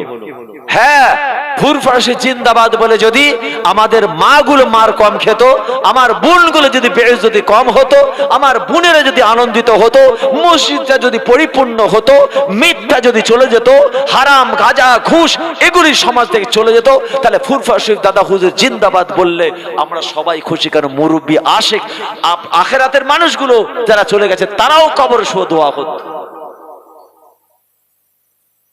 যেমন পরিবর্তন হয়েছে তার উল্টো হয়েছে। আল্লাহ আমাদের হেফাজত করে, বলুন না আমিন। অতএব আয়নার সামনে দাঁড়িয়ে প্রশ্ন করুন, আমার দ্বারা আমার স্ত্রী সুখে আছে তো? আমার দ্বারা আমার বাপ মা খুশি তো? সে আয়না ধরতে বলেছে, মনে পড়ছে তো? আয়না ছাড়বেন না, আবার জিজ্ঞাসা করুন, আমার বাপ মা আমার উপরে খুশি তো? আমার আহলি, আমার স্ত্রী আমার উপরে খুশি তো? না হুজুর কপাল তো কালো, রাখো তোমার কপাল কালো। হুজুর আমি তো নামাজ পড়ে কপাল কালো করে ফেলেছি, ফেরেশতা 4 গুণ পিটবে। যেমনি কপাল দেখাবে নামাজ পড়ে কপাল কালো করেছি, ও আরো 3টে ফেরেশতাকে ডেকে নেবে, মার সবাই মিলে। বলুন, নবীকে অন্তরে জায়গা দিতে পারে না, তুমি কোথায় কপাল কালো করেছো? জাহেলে গাদ্দার, কানা নামাজি, কানা রোজাদার, নবীকেই ভালোবাসতে পারেনি, ও কপাল দেখাচ্ছে। যার ওসিলায় তুমি নবী পেয়েছো, সেই নবীকে চিরনি, নাউজুবিল্লাহ বলে। জি এ মুসলমান, আল্লাহর একজন ওলি সবাই আপনারা চেনেন, এমন একজন ওলির নাম বলবো সবাই আপনারা চেনেন, ওহ, যিনি মায়ের দোয়াতে এত দোয়া করেছিল মা, আল্লাহ সেই ছেলেকে আল্লাহর ওলি বানিয়ে দিয়েছে। বলুন না সুবহানাল্লাহ। সব ঘুম এসে জোরে বলুন না সুবহানাল্লাহ। কি হলো? এই তো গা গরম হচ্ছে, এখন তো জলসা শুরু হয়নি। হ্যাঁ, সব ঝিমিয়ে গেল, দেখি নারে তাকবীর। তাহলে কি আওয়াজ হবে বলেন, এরকম আওয়াজ হলে পড়ে? হ্যাঁ, একটু জোরে নারে তাকবীর, জান ভরে বলে নারে তাকবীর। সিলসিলা হক মুজাদ্দিদুজ জামান, সিলসিলায়ে হক মুজাদ্দিদুজ জামান, নারে তাকবীর। দরুদ শরীফ আল্লাহুম্মা সাল্লি আলা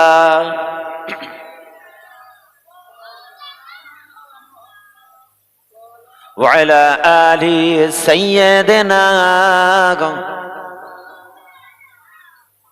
সালাম তোমাকে হাজারো সালাম, হে আমার নবী আকরাম চিরান্নাত দিন ইসলাম তোমারি ওসিলাই আমরা পেলাম চিরান্নাত দিন ইসলাম তোমারি ওসিলাই আমরা পেলাম হে আমার নবী আকরাম হে আমার নবী আকরাম সালাম তোমাকে হাজারো সালাম হে আমার নবী আকরাম হে আমার নবী আকরাম হে আমার নবী আকরাম আল্লাহুম্মা সাল্লি আলা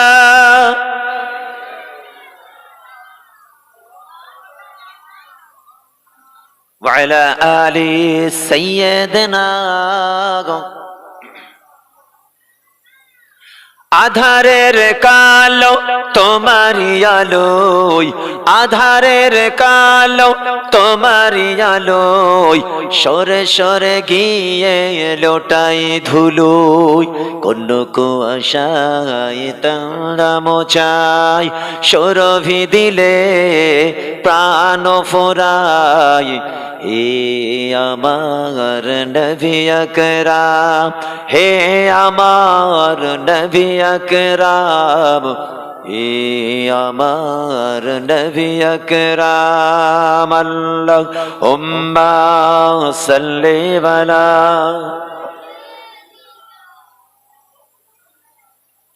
ওয়া আলা আলি সাইয়্যিদিনা ভাইরা আমার দোস্তরা আমার প্রথম থেকে একটাই কথা বলছি বালিশে মাথা দিবার আগে একবার আয়নার সামনে তাকিয়ে আয়নার ভিতরের মানুষটার সঙ্গে কিছু কথা বলুন আল্লাহর হক কি আদায় হলো বান্দার হক কি আদায় হলো কেন না কবে কোন দিনে কোন জায়গা কি অবস্থায় মওত হবে আমি জানি না আল্লাহ বলেছেন ওটা আমি আল্লাহ ছাড়া কেউ জানে না অতএব যদি আমার মওত হয়ে যায় আমার আল্লাহর দরবারে কোন মুখটা নিয়ে হাজির হব একটু নিজেকে প্রশ্ন করুন মানে আয়নার ভিতরের মানুষের সঙ্গে কথা বলুন সব উত্তর প্রত্যেকটা জবাব ওই ভিতরের মানুষটা দিয়ে দেবে সব উত্তর পাবে 30 বছর কি করেছি দেখবেন সব বলছে কত জোরে সর্বনাশ করেছি সব বলে দেব এবার আপনার কাজ হলো নিজের অপরাধগুলো মেনে নিন তওবা করুন খোদার কাছে তাওবাতান নাসুহা খালেসের অন্তর থেকে তওবা করুন রাতের অন্ধকারে নীরবে নির্জনে আমার আল্লাহর দরবারে সাজদায় পড়ে কাঁদুন মাওলা গো আপনি তো কোরআনের মধ্যে ওয়াদা করেছেন লা তাকনাতু মির রাহমাতিল্লাহ ইন্নাল্লাহা ইয়াগফিরুয যুনুবা জামিআ ইন্নাহু হুয়াল গফুরুর রহিম বান্দারে আমার রহমত থেকে তোরা নিরাশ হয়ে পালিয়ে গিয়ে আরো গুনাহগার হবি না আমি আল্লাহ একমাত্র তোদের জীবনের পাহাড় পাহাড় গুনাহ খাতাগুলো আমি আল্লাহ সব মাফ করে দেব শুধু তাই নয় আল্লাহর কোরআন পরিষ্কার জানিয়ে দিয়েছে যদি আপনার দ্বারা কোনো গুনাহ খাতা হয়ে যায় আর যদি তওবা করতে পারেন ইল্লা মান তাবা ওয়া আমানা ওয়া আমালা আমালান সালিহা উলাইকা ইউবাদদিরুল্লাহু সাইয়্যাতিহিম হাসানা আমার আল্লাহ এত বড় রহমান গফুর ও গফফার পাপ করেছেন স্বীকার করেছেন আল্লাহর কাছে নতজানু হয়ে তওবা করেছেন ঈমানকে মজবুত রেখেছেন নেক আমল করেছেন ফাউলাইকা ইউবাদদিরুল্লাহু সাইয়্যাতিহিম হাসানা আমার আল্লাহ কত বড় সুসংবাদ দিলেন যদি তারা আমল করে তওবা করে আমি আল্লাহ তাদের জীবনের পাহাড় পাহাড় পাহাড় গুনাহ খাতাগুলোকে আমি আল্লাহ পরিবর্তন করে সেটাকে নেকিতে পরিবর্তন করে দিই আল্লাহ রাসূল বলেন যখন বান্দার তওবা কবুল হয়ে যায় নেকিতে যখন আল্লাহ পরিবর্তন করে দেয় যেন মনে হয় ওই ব্যক্তি জীবনে কোনোদিন পেছনে কোনো গুনাহ ছিল না তওবা করতে পাপ আমরা করব আল্লাহ জানেন, হ্যাঁ আমার বান্দা পাপ করবে, কুল্লু বানি আদম খাত্তাউন। কিন্তু পাপটা যখন বুঝতে পারবেন, কেউ বলে দিল এটা পাপ, এটা মহাপাপ, এটা গুনাহ, এটা খাতা, এটা অপরাধ, এবার আপনি মেনে নিন, হ্যাঁ আমার দ্বারা পাপ হয়েছে, আল্লাহ আমাকে মাফ করে দিন, এটাই তো তওবা, তাই তো নাকি? 6 মাস পর আবার শুরু করলেন, ওটা তওবা নয়। 1 মাস কেন 15 দিন পর আবার সেই পাপ করলেন, ওটা তওবা হলো না, ওটা খোদার সঙ্গে প্রতারণা হলো। যেটা করলেন আর করবেন, তার উপর আপনি মজবুত থাকেন, ওই অবস্থায় যদি আপনার মওত হয়, মনে রাখবেন আপনাকে আল্লাহ বেগুনাহ মাসুম বাচ্চার মতো নিষ্পাপ বানিয়ে দেবেন। যদি বলুন না খালেন তওবা। আহারে বাপ মার কথা বলতে গিয়ে, স্বামী স্ত্রীর কথা বলতে গিয়ে মনে পড়ে গেল আপনার আমার নবী নবী জনাবে মুহাম্মদুর রাসূলুল্লাহ, দয়ার নবী, মায়ার নবীর কথা একটু বলি। বলবো তো নাকি? দোয়া করে দেবো? সবেতেই হ্যাঁ বলছে, বলবো বলছে হ্যাঁ, দোয়া করো বলছে হ্যাঁ, তার আমি তো মধ্যিখানে লটকেই রয়ে গেলাম। বলবো না দোয়া করবো, ঠিক করে বলেন। সবাই বলছেন, কে কে বলছেন বলতে হবে না, হাত তোলেন দেখি। হাসছে, তাহলে সব দিকেই আছেন আপনারা। অতএব স্বামী স্ত্রীর ঘরটা কেমন হবে ছোট্ট করে বলি। আল্লাহ রাসূল যখন ঘরের মধ্যে প্রবেশ করতেন শরিয়তের কাজ করে, আম্মা জান আয়েশা সিদ্দিকা রাদিয়াল্লাহু তাআলা আনহা বলেন, সর্বপ্রথম তোমাদের নবী আমাকে সালাম দিতেন। আমি আয়েশা যত চেষ্টা করতাম, কিন্তু আমার আগে মদিনাওয়ালা আমাকে আগে সালাম দিতে। আল্লাহ রাসূল ঘরে প্রবেশ করলেন, আম্মা জান আয়েশা সিদ্দিকা রাদিয়াল্লাহু তাআলা আনহা সংসারে কাজ করছেন, ঘরের কাজ করছেন, প্রচন্ড গরম, ঘেমে গিয়েছেন। আহারে আম্মা জানের পেশানিতে ঘাম এসে গিয়েছে। আল্লাহ রাসূল ঘরে প্রবেশ করেছেন, আম্মা জানকে সালাম দিয়েছেন। আহারে নবী আমার আম্মা জানের কাছে গিয়ে নিজের জুব্বা রুমাল মোবারকটা নিয়ে আম্মা জানের কপাল থেকে ঘামগুলোকে মুছে দিয়ে আমার আল্লাহ দরবারে আল্লাহ রাসূল দোয়া চাইছেন, মাওলা গো আমি আমার আয়েশাকে বড় মুহাব্বত করে ভালোবাসি, আল্লাহ আপনিও আমার আয়েশাকে ভালোবাসবেন।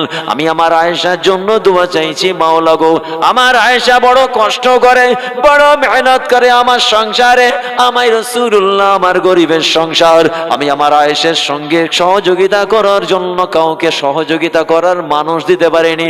আরে আমার আয়েশা আমার ঘরে বড় কষ্ট করে। আয় রাব্বি আল্লাহ, আমি মুহাম্মদুর রাসূলুল্লাহ দোয়া চাইছি, মাওলা গো আপনি আমার আয়েশাকে কবুল করে নিন। আপনি চেয়েছেন? বলুন, নিজের স্ত্রীর জন্য নামাজের মুসাল্লায় বসে একবার দোয়া চেয়েছে? লজ্জায় মাথা নিচু হয়ে যাবে, সময় কোথা। একে রান্না করে লবণ ঠিক হয় না, চায়ে চিনি হয় না, আবার দোয়া, কাকে ধরে এনেছি, কোন হুজুরকে, তাই তো নাকি? জি না, খবরদার। ওই স্বামীটা কত বড় ভাগ্যবান যার স্ত্রী স্বামীর জন্য বাড়িতে দোয়া চায়। সবাই চাইবেন বলে গেলাম, মা বোনেরাও চাইবে, স্বামীরাও চাইবেন আমাদের মুসাল্লায় নিজের আহলিয়ার জন্য দোয়া চাইবেন। মা বোনেরা বাড়িতে নিজের স্বামীর জন্য দোয়া চাইবেন। আপনি কত বড় ভাগ্যবান, আল্লাহর জমিনে আপনি জানেন না আপনার স্ত্রী হারে কত মুহাব্বত করে, ভালোবাসে। যখনই নামাজের মুসাল্লায় বসে সবার জন্য দোয়া চাইতে চাইতে আপনার জন্য দোয়া চাই, আয় রাব্বি আল্লাহ আপনি আমার স্বামীটাকে আমার জন্য বড় নিয়ামত পূর্ণ করেছেন, মাওলা গো আমার স্বামীকে কবুল করে নিন, আমার স্বামীর হায়াত কিসমতকে দারাজ করুন, আমার মতো গুনাহগার বান্দীকে বড়ই ভালোবাসি, মুহাব্বত করে, মাওলা রাব্বি আল্লাহ আমার স্বামীর দুনিয়া আখিরাত কবুল করে নিন। আবার ওই মহিলা কত বড় ভাগ্যবতী মহিলা যার স্বামী আল্লাহর ঘরে বসে দোয়া চাইতে চাইতে দোয়া চাইবে, মাওলা গো আপনি আমার স্ত্রীকে কবুল করে নিন। আল্লাহ পাক এই জাব কবুলের মাধ্যমে শরিয়ত সম্মত আমাদের বিবাহ, আল্লাহ আপনি যে নিয়ামত আমার বাড়িতে দিয়েছেন, আমার বড় বাপ মার খেদমত করে, খেয়াল করে, আমার মাসুম বাচ্চাগুলোর দেখভাল করে, আয় রাব্বি আল্লাহ আল্লাহ সংসারের সমস্ত কাজ করে মাওলা গো, আমাকে বড় মুহাব্বত করে ভালোবাসে, আমি তার স্বামী, আমার স্ত্রীর জন্য আপনার দরবারে দোয়া চাইছি মাওলা, আমার স্ত্রীর দুনিয়া এবং আখিরাত কবুল করে নিন। আখারে রাসূল আমার দোয়া চাইছেন, আম্মা জানের জন্য দোয়া চাইছেন। এই দোয়া চাওয়াটা বিশ্বের মুসলমান উম্মতে মুহাম্মাদে আমাদেরকে রাসূলুল্লাহ শিক্ষা দিলেন, তোমরাও তোমাদের স্ত্রীদের জন্য দোয়া চাইবে। আবার আম্মা জানের মাধ্যমে আমাদের বাড়ির মা বোনগুলোকে শিক্ষা দিলেন, তারাও যেন স্বামীদের জন্য দোয়া চায়। সময় আছে আমাদের, সময় নেই, চাই না। কত সুন্দর জিন্দেগি। স্বামী স্ত্রীকে সালাম দেবে, স্ত্রী স্বামীকে সালাম দেবে।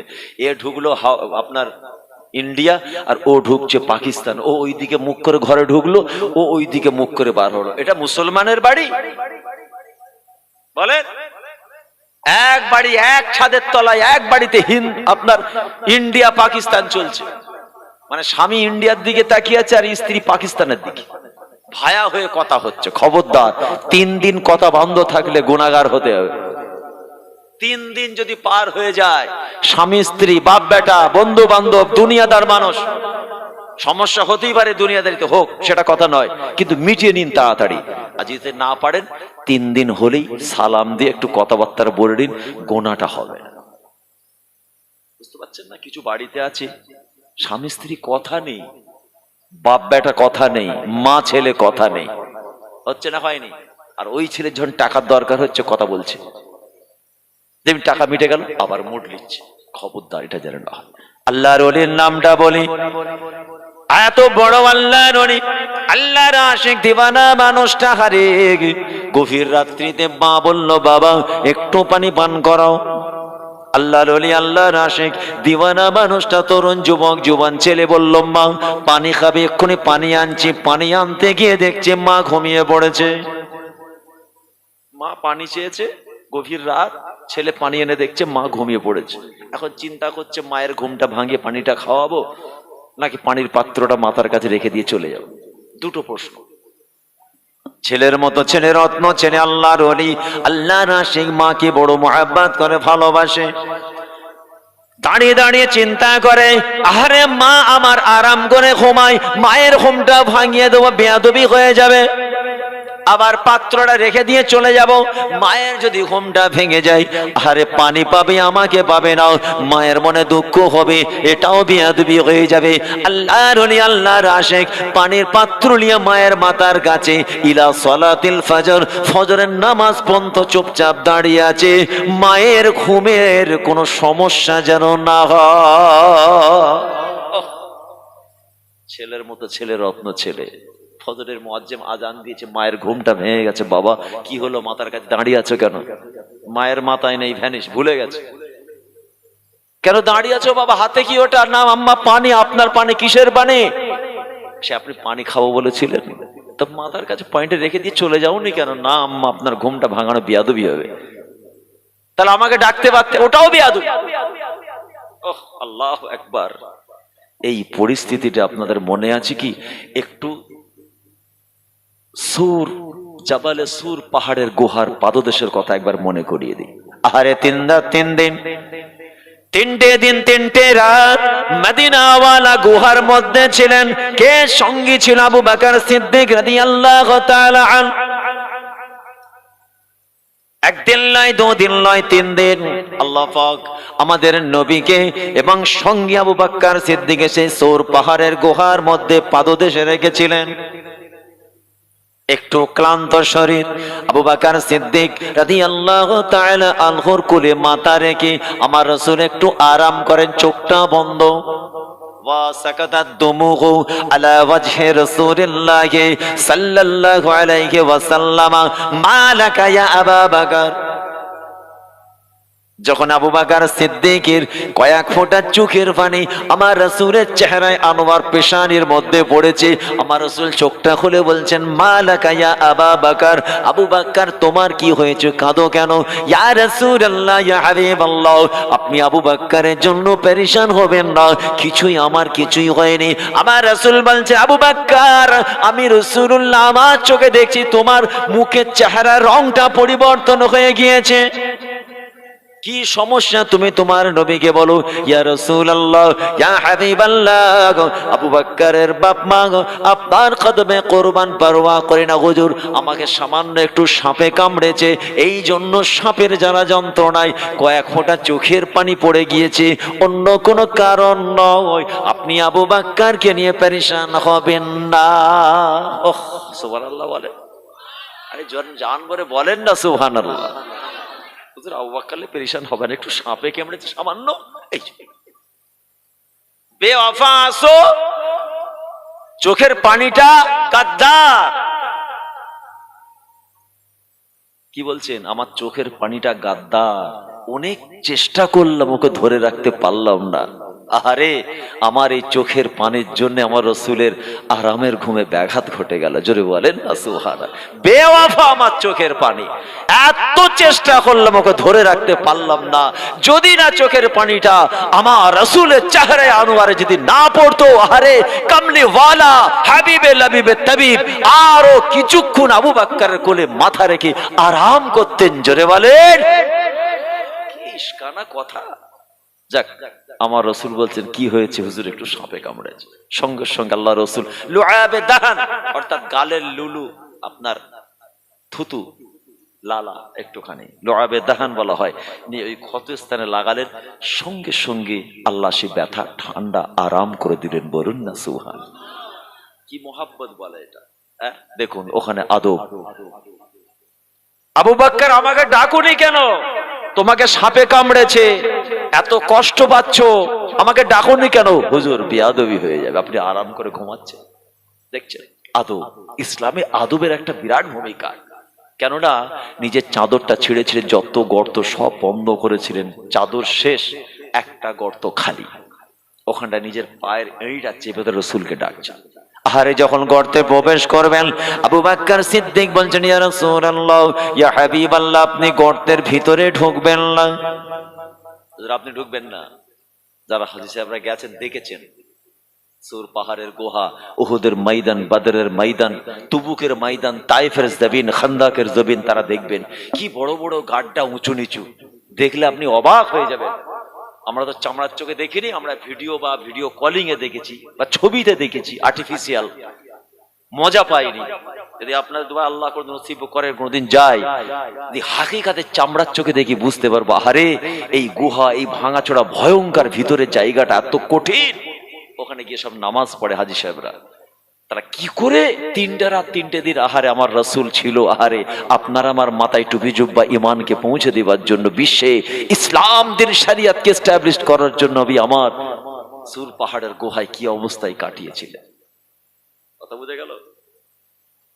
খাত্তাবের পুত্র ওমর ফারুক রাদিয়াল্লাহু তাআলা আনহু কোনো এক সময় বলেছেন, ভাই আবু বকর, লাইলুম মিনাল লায়ালি, 3টে রাতের একটা রাত, অথবা ইয়াউমুম মিনাল আইয়াম, 3টে দিনের একটা দিন, 3টে রাতের একটা রাত, অথবা 3টে দিনের একটা দিনে যে ইবাদত বান্দেগি আল্লাহ পাক যে নেকি দিয়েছে সূর পাহাড়ের গুহায় আমার আল্লাহ রাসূল আমার হাবিবের সঙ্গী হয়ে থাকার জন্য, 3টে রাতের একটা রাতের নেকি অথবা 3টে দিনের একটা দিনের নেকি যদি আমাকে দিতে পারো, আমি ঘোষণা করছি খাত্তাবের পুত্র ওমর, সারা জিন্দেগির যত নেকি আমল আছে তোমাকে তার পরিবর্তে দিতে চাই।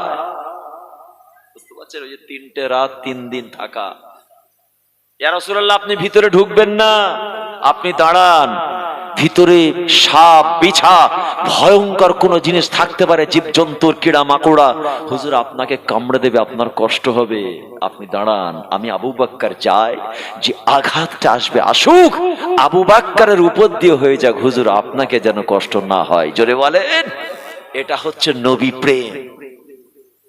এই হারামখোর, সুদখোর, ঘুষখোর কপাল কালো করেছে আর মিষ্টি খেয়েছে, জুম্মার দিন আতর মেখেছে, বলছে আতর মাখা সুন্নত, আর বাসন চেটে খাওয়া সুন্নত, আর ঘন ঘন সালাম দেওয়া সুন্নত। নামাজ পড়ে না, রোজা রাখে না, আকীদা ঠিক নেই, বাপ মাকে কেটে দেয় না, স্ত্রী প্রতি অবিচার করে, জুলুমবাজি করে, ধোঁকাবাজি করে, দাঁড়িয়ে পেচ্ছাপ করে, পরের জায়গা দখল করে, আর মিষ্টি খাওয়ার সময় বলছে নবীর সুন্নত আদায় করছি। কি হারে ফেরেশতা মারবে বুঝতে পারছেন? কবরে ফেলে। এই ভণ্ড সমাজে আছে না নেই? হ্যাঁ, ছেলেটা তো নামাজ পড়ে হুজুর। নামাজ পড়লে সব হয়ে যাবে, নামাজ পড়ার কিছু নেই। নামাজ পড়াই নবী প্রেম, নবী প্রেম আর কোথাও নেই। আল্লাহর হুকুম কি একটাই, শুধু নামাজ পড়ো। কিছু মানুষ নামাজ রোজা ছাড়ার কোনো দিকে তাকায়নি, যেটা খাচ্ছে ওটা হারাম কি হালাল দেখছে না। আমার নানা জান আশিক রসুল আল্লাহ হযরত ছোট হুজুর পীর কেবলা রাহমাতুল্লাহ আলাইহি নওয়ারাল্লাহু মারকাদা, আল্লাহ পাক হুজুর কেবলার কবরটাকে নূর দিয়ে পরিপূর্ণ করে দেন, জোরে বলুন আমিন। উনি ওয়াজ করতে করতে একটা কথা বলতেন, বাবা মসজিদে পরে ঢুকবে আগে হালাল খাও। সেই বাড়ির ছেলে বলে গেলাম চোখে চোখ রেখে, কোন হারামখোরের নামাজ আমার আল্লাহর পছন্দ হবে না। এই চড়া গরমে আপনি আমাকে একটুখানি কোল্ড ড্রিঙ্কস দিন, আমার খেতে খুব ভালো লাগবে, আমার ইতমিনানে কালব হবে, আমি বাটি পুরোটাই খেয়ে নেব। কিন্তু যখনই আমি চুমুকটা দিতে যাব, যদি দেখি কোল্ড ড্রিঙ্কস এর উপর একটু এক বিন্দু পরিমাণ নোংরা ভাসে না, আমি কিন্তু ওটা আর খেতে চাইবো না। আর আপনাকেও বলবো না আমি কেন খাবো না। কি খাবো কি বলুন? না আমি খাবো না। না খান হুজুর, না খাবো না। হুজুর একটুখানি খান, না খাবো না। এই তো বললেন আপনার কষ্ট হচ্ছে, খাবেন, এখন খাবেন না। না একটুখানি নোংরা ভাসছে, আচ্ছা হুজুর চামচ দিয়ে ফেলে দিচ্ছি, এবার খান, না খাবো না। অর্ধেকটা ফেলে দিচ্ছি, খান, খাবো না। কারণটা কি? আমার দিল চাইছে না। আমি চামড়ার চোখে দেখেছি ওর উপরে নোংরা ভাসছে। বুঝতে পারছেন না? কপাল কালো করে ফেলেছো, আমার মতো জুব্বা পরে ঘুরছো, চারটে উমরা করে বসে আছো, এখনো হারাম খাওয়া ছাড়তে পারোনি। বলেন নিজের বাপ মার প্রতি অত্যাচার বন্ধ করোনি, আল্লাহ বলবে ফেরেশতার নামাজ ঠিক পড়েছে। নিজের আহলিয়ার প্রতি অত্যাচার করে, জনম দুঃখিনী মাকে ঠিক মতো খেতে দেয় না, স্ত্রীর কথায় বাপ মার প্রতি অবিচার করে, পাশের বাড়ির সম্পত্তি 4 হাত 20 বছর ধরে বিল্ডিং দান করিয়েছে।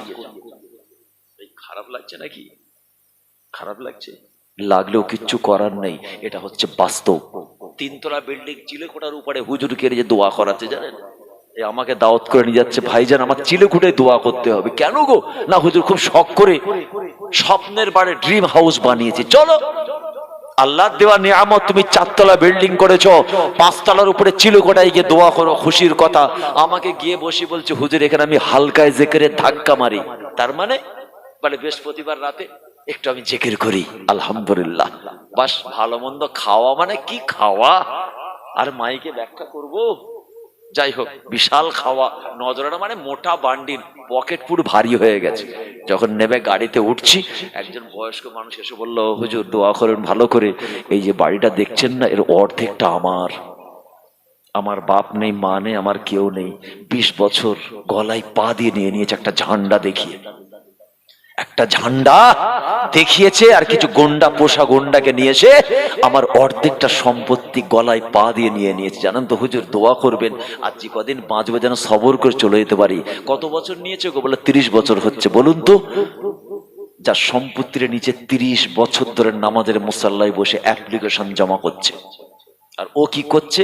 তার উপরে 3 তলার উপরে ইল্লাল্লাহ ইল্লাল্লাহ ধাক্কা মারছে। বলুন আপনার এই জায়গাটা আমি বলতে চাইছি, তাতে নফল কিছু আপনার কমে যাক, ইশরাক তাহাজ্জুদ ছেড়ে যাক, বাড়তি জিয়ারত ছেড়ে যাক, আগে হালাল খান, হক কথা বলুন, ইমান মজবুত রাখুন, জুবানকে লাগাম দিন, স্ত্রীকে হাসিয়ে রাখুন, স্ত্রী ভক্তালফি বন্ধ করুন, বুড়ো বাবার প্রতি অত্যাচার বন্ধ করুন। ওই নফল নামাজের থেকে হাজার হাজার গুণ বেশি আমার আল্লাহ আপনার উপরে খুশি হয়ে যাবে। তাতে মাসে নয় বছরে একবার দাদা হুজুরের মাজারে যান। আমার 5 নানা সৈয়দিয়া দরবারে হোসেন বুখারী হুজুর, সৈয়দ সাহেব হুজুরের দরবারে একবার বছরে যান, তথাপি তাদের রুহানি নজর ফয়েজ আপনার নসিবে হবে। আর যদি এই কাজগুলো করে ডেলি ফুরফুরাই গিয়ে বসে থাকেন, আমার মুজাদ্দিদুজ জামান 5 হুজুর আপনার উপরে রাজি হবে না, নারাজ হয়ে যাবেন। কোন কাজ। আলোচনা শেষের দিকে আল্লাহর ওলির কথা বলি। মা এত খুশি হয়ে গেল, বাবা পানি খাওয়ানোর জন্য সারা রাত দাঁড়িয়ে আছো, মায়ের চোখটা ছলছল করতে পারে, তাড়াতাড়ি ওযু করে দূরে নফল নামাজ পড়ে আকারে মায়ের মন বড় ছটফট করে, আল্লাহ গো আমার ছেলে আমাকে বড় মোহাব্বত করে ভালোবাসে, আরে বাফারা ছেলেটা আমি ওর আব্বা, আমি ওর আম্মা, আয় রাব্বি আল্লাহ আপনার হাবিব বলেছেন বাপ মার কদমে জান্নাত আছে, বাপ মার রাজি তো আল্লাহ, আল্লাহ রাসূল রাজি, বাপ মা নারাজ তো আল্লাহ আল্লাহ রাসূল নারাজ, আমি আমার ছেলের উপরে খুশি রাজি আছি। এ রাব্বি আল্লাহ, মা হিসেবে আমাকে বড় মুহাব্বত করে ভালোবাসে, আল্লাহ আপনিও আমার ছেলেকে কবুল করুন। বাপ মার খেদমত করে ঠিক মতো, বাপ মার খেদমত করার জন্য যে নেকিটা আপনি দেবেন, আমি আমার ওই ছেলের মা হিসেবে আপনার দরবার শরীফে একটা দরখাস্ত জমা করছি। মাওলা গো, পৃথিবীর জমিনে যত আপনার ওলি বান্দা আছে, দোস্ত আছে, ওই ওলিদের পাশে আমার ছেলে বায়েজিদ বোস্তামির নামটা আপনি লিখে দিন। আমার আল্লাহর দরবারে মায়ের দোয়াটা কবুল হয়ে গিয়েছিল, ওই মায়ের দোয়া আল্লাহ দরবারে কবুল হওয়ার পরে আল্লাহ পাক বোস্তাম শহরের শাহেনশাহ আল্লাহ পাক তাকে ওলি বানিয়ে দিয়েছিলেন। আরো জোরে বলুন সুবহানাল্লাহ। মায়ের দোয়ায় আল্লাহর ওলি। হুজুরের জীবনী দ্বারা একটা জিনিস দেখছিলাম, হুজুর ফেরেশতাকে বলছে, ফেরেশতা তুমি কাবা আপনার জান্নাতের ছবি আমাকে দেখাবে না? ফেরেশতা একটু যাচাই করছিল বায়েজিদ বোস্তামি কেমন আল্লাহর ওলি। বলছে দেখো তো জান্নাতটা দেখো, একটা ছবি। বায়েজিদ বোস্তামি মুখটা ঘুরিয়ে নিচ্ছেন, আবার দেখাচ্ছে, দেখো মায়ের দোয়ায় আল্লাহর ওলি জান্নাত দেখো, আবার হুজুর মুখ ঘুরিয়ে নিচ্ছে। জীবনের শেষ লগ্নে রিওয়ায়াতে এসেছে, যখন বারবার ফেরেশতা দেখাচ্ছে মুখটা ঘুরিয়ে নিচ্ছে, তখন ফেরেশতা বলছে, ও আল্লাহর ওলি মায়ের দোয়ায় জীবনের শেষ সময় এখনই হয়তো তোমাকে চলে যেতে হবে, কিছু সময় আছে দুনিয়াতে, তো আল্লাহ দোয়ার জান্নাত পছন্দ, আল্লাহ জান্নাত পছন্দ না? ভালো করে খেয়াল করে শুনুন, আল্লাহর ওলি বায়েজিদ বোস্তামি কি মূল্যবান কথা রেখেছিলেন।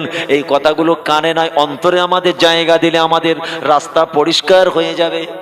ইনাদের পদাঙ্ক অনুসরণ করলে ইসলাম দিন শরিয়ত চিনতে পারবো, দিন বুঝতে পারবো। ও ফেরেশতা, এটা হলো আর্টিফিশিয়াল সাজানো গোছানো একটা নকশা ছবি, এটা আমাকে দেখাবেন না।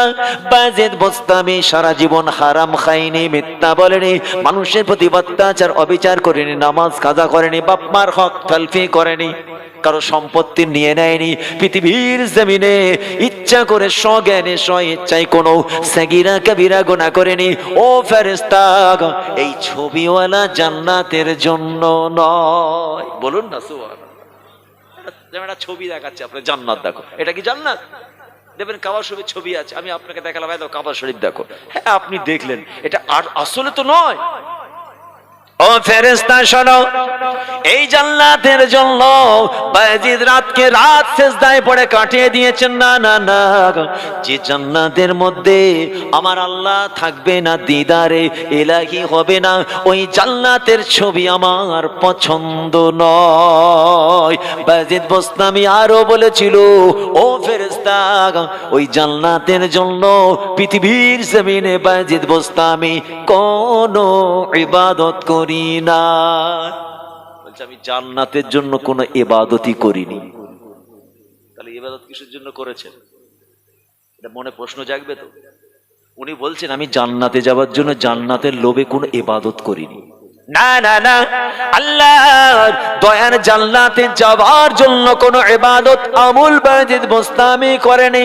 আমি আমার জিন্দেগির মধ্যে শুধু আমার আল্লাহকে রাজি করার জন্য, আল্লাহর রেজামন্দি পাওয়ার জন্য, আল্লাহকে খুশি করার চেষ্টা করেছি।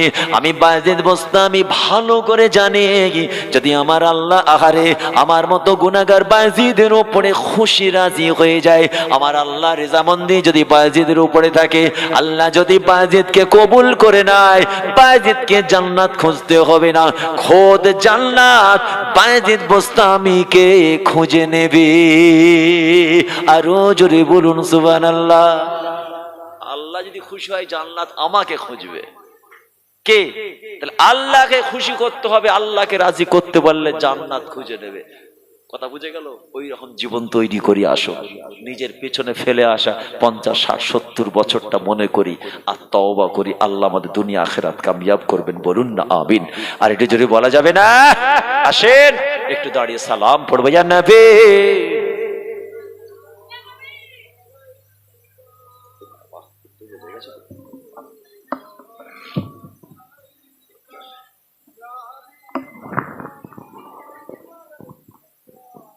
আসেন সকলে ভিতরে চলে আসেন।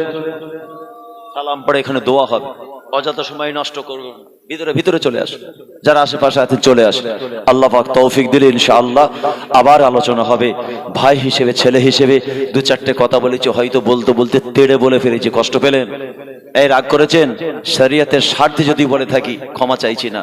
শরিয়তের স্বার্থে, হক কথা, কোরআন হাদিসের, যদি আমার কথায় কেউ দুঃখ কষ্ট পান আল্লাহর রাস্তায় মাফ করবেন। আসেন সামনের দিকে আসেন। প্রত্যেক সপ্তাহে রবিবারে বাড়ি থাকে, আমার ছুটি, আপনারা আসবেন, দাওয়াত দিয়ে গেলাম। এবং জুমার দিনেও থাকি, ফোন করে আসবেন, দেখা হবে। আর একটা দাওয়াত দিয়ে যাচ্ছি, আপনার এলাকার বহু মানুষ যায়, একটা দাওয়াত দিচ্ছি। ফুরফুরা শরীফ সৈয়দিয়া দরবার হুসাইন বুখারী আল গাজী রাহমাতুল্লাহ আলাইহির, যিনি সর্ববয়োজ্যেষ্ঠ পীর সাহেব হুজুর কেবলা ছিলেন, ছোট হুজুর কেবলার সুযোগ্য মেজ জামাত, 4টে মাদ্রাসার শাইখুল হাদিস ছিলেন, আল্লাহর ওলি মানুষ।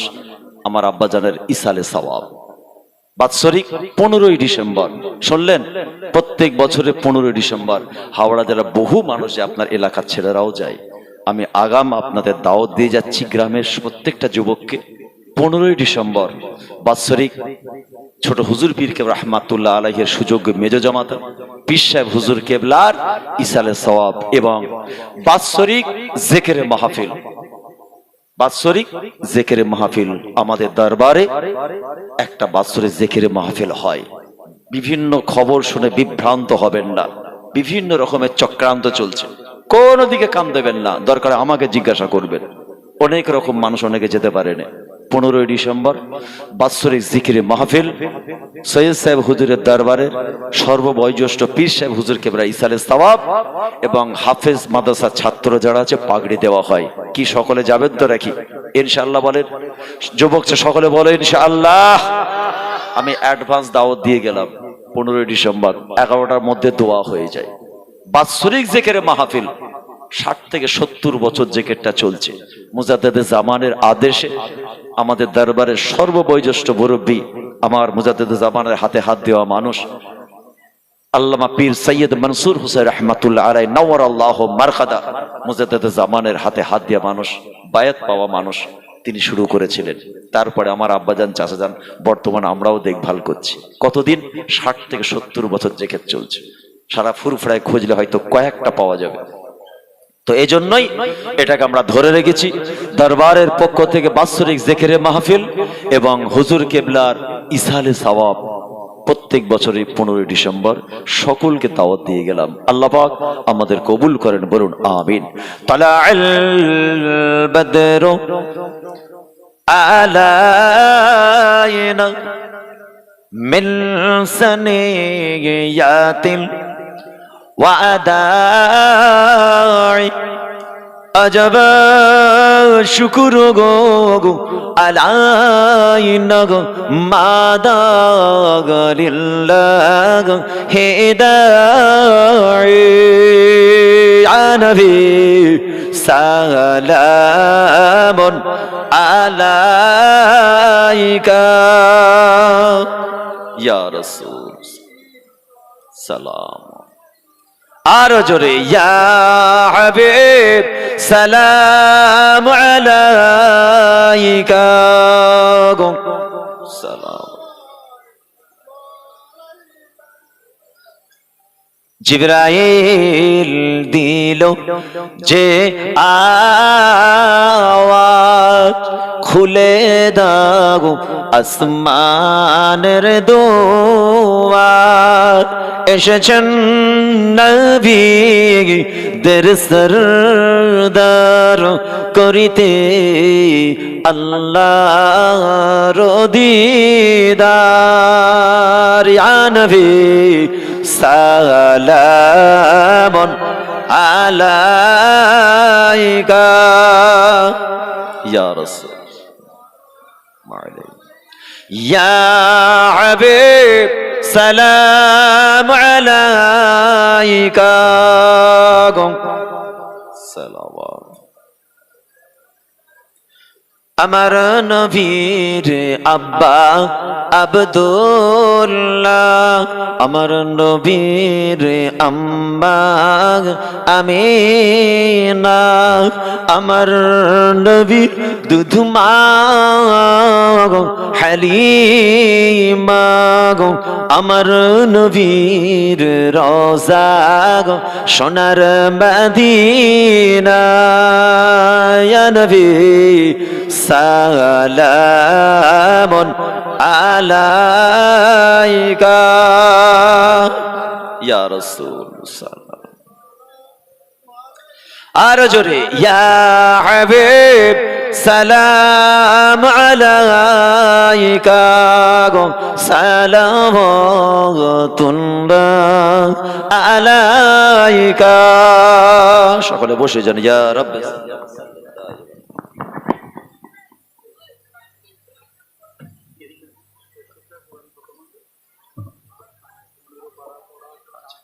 আচ্ছা বাস দেখে দিচ্ছি দরুদ শরীফ আল্লাহুম্মা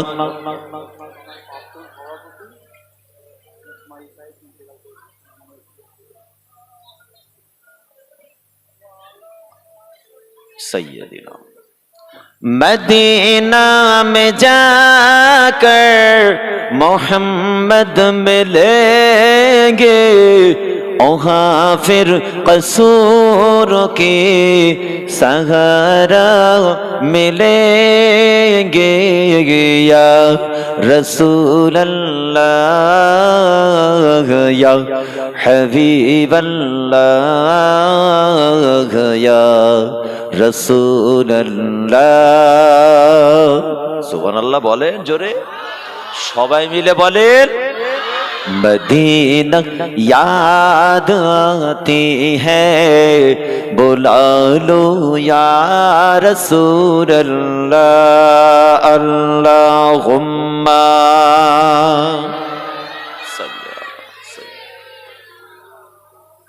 मौलाना वअला आली सय्यदना तड़पता है दिल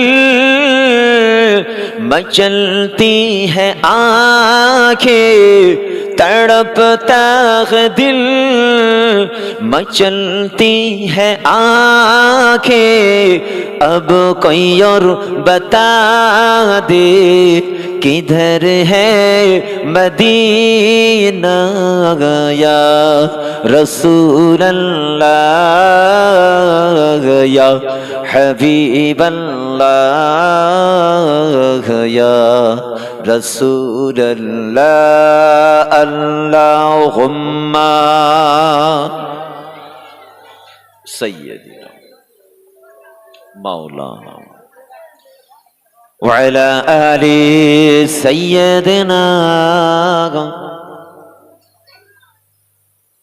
सफा मरवा सई करो हजरे अस्वद में बोसा दो सफा मरवा सई करो हजरे अस्वद में बोसा दो अब कोई और बता दे किधर है मदीना या रसूल अल्लाह या हबीब अल्लाह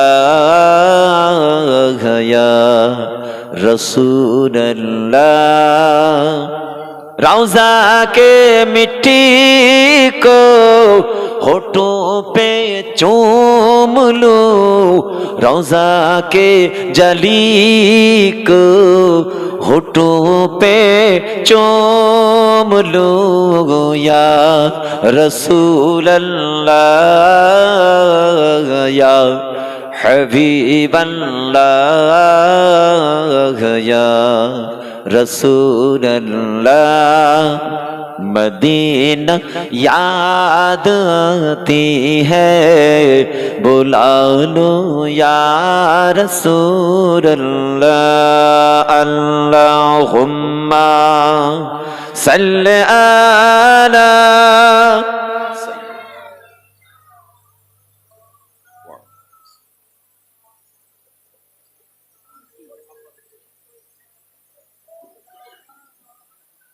আমার ইমানদার মুসলমান ভাই দোয়া চাওয়া হবে আল্লাহ আমাদের সকলকে বলা এবং শোনার থেকে বেশি বেশি আমল জিন্দেগি করার তৌফিক দান করেন বলুন আমিন মাশাআল্লাহ।